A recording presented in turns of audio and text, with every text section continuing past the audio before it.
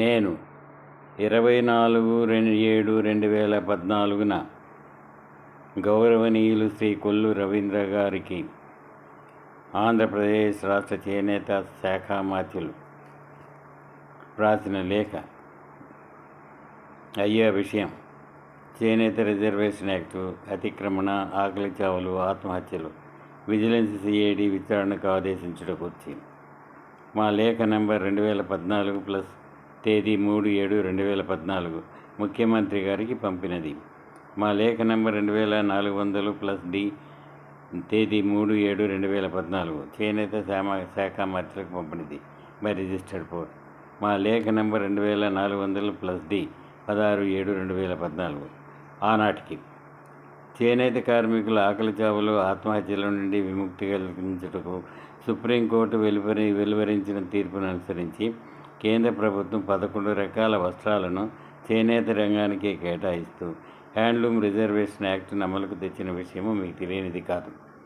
పై చట్టాన్ని కఠినంగా అమలు చేయడం గురించి రాష్ట్ర ప్రభుత్వం చేనేత జౌళి శాఖ ఆధ్వర్యంలో రీజనల్ ఎన్ఫోర్స్మెంట్ కార్యాలయాలను ఏర్పాటు చేస్తూ అందులోని సిబ్బందిని పూర్తిగా పై శాఖ కార్యాలయం నుండి నియమింపబడి ఉన్నారు.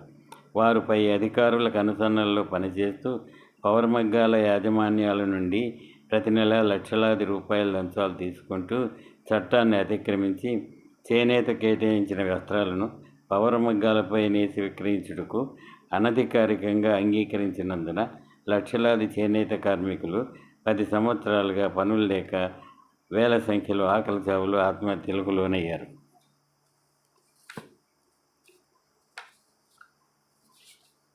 సూచిక నంబర్ 123 ప్రకారం మా లేఖలోను ముఖ్యమంత్రి గారికి, చేనేత జౌళి శాఖ మంత్రి గారికి సిల్క్ చీరలు మరియు లివరీ ఉత్పత్తులు గురించి తగు చర్య కొరకు కోరి ఉన్నాను.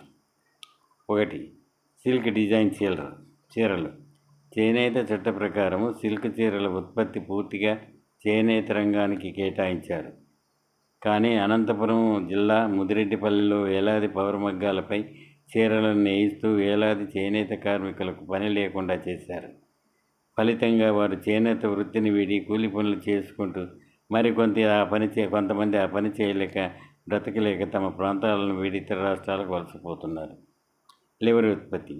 ఆంధ్రప్రదేశ్ రాష్ట్ర ప్రభుత్వం చేనేత పరిశ్రమలోని కార్మికులకు నిరంతరం పని కల్పించుటకు అన్ని ప్రభుత్వ శాఖలకు అవసరమయ్యే వస్త్రాలను ఆప్కో నుండి కొనవలనని మరియు ఉత్పత్తి ఉత్తర్వులను కూడా ఇస్తున్నది.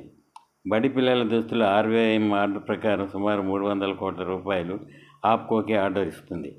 ఉత్పత్తి సరఫరాకు ఆదేశాలు ఇస్తుంది. కానీ ఇందులో కూడా 50% వరకు ప్రభుత్వ అధికారులు మరియు రాజకీయ నాయకుల అండదండలతో ఇతర రాష్ట్రాల నుండి కొనుగోలు చేసిన పౌర్లం వస్త్రాలను కొనుగోలు చేసి సరఫరా చేస్తున్నారు. 10 సంవత్సరాలుగా ఈ అవకతవకలు అప్పటి ప్రభుత్వం అండదండలతో యథావిధంగా జరిగినందున వేలాది కార్మికులు పనులు లేక ఆకలి చావులకు, ఆత్మహత్యలకు లోనయ్యారు. ప్రభుత్వం వెంటనే స్పందించి పై 2 రకాలను పూర్తిగా చేనేత రంగంలో తయారయ్యే విధంగా కార్యక్రమమును నిర్దేశించి అమలు చేస్తే 50,000 మందికి పైగా చేనేత కార్మికులకు పని కల్పించిన వారవుతారు.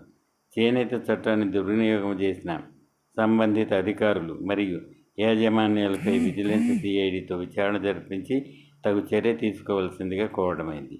ప్రతులు ముఖ్య కార్యదర్శికి, కమిషనర్కు, VC and managing director for information and action. ఇట్లు A V Ramana, retired DMO, APCO, president, weavers welfare council. Thank you.